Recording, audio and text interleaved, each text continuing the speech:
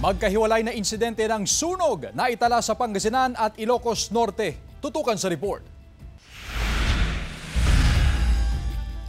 Sumiklab ang sunog sa Zone 4, Barangay Carmen West, Rosales, Pangasinan alas 7:29 ng umaga kahapon. Sa investigasyon ng Rosales Fire Station, isang bahay ang nasunog at nadamay ang 4 na iba pang istruktura. Mabilis na natupok ang bahay na gawa sa light materials. 2 ang namatay sa insidente, kabilang ang isang ina at menor de edad niyang anak na babae. Nakalabas na po yung ina dahil nagpanik, nakalimutan niya yung anak niya, binalikan niya. Dahil sa panik niya, nakita niya siguro masyado ng malakas yung apoy at saka yung exit nila kasi sir is galing doon banda yung apoy, so na-trap sila sir. Nasugatan din ang isa pang matandang lalaki nang tangkain niyang iligtas ang 2 biktima. Sinisikap ng GMA Regional TV na makuhanan ng pahayag ang kaanak ng mga biktima at iba pang nadamay sa sunog. Inaalam pa ng BFP ang sanhi ng sunog na tumagal ng mahigit 2 oras. Tinatayang nasa 2.5 million pesos ang danyo sa sunog.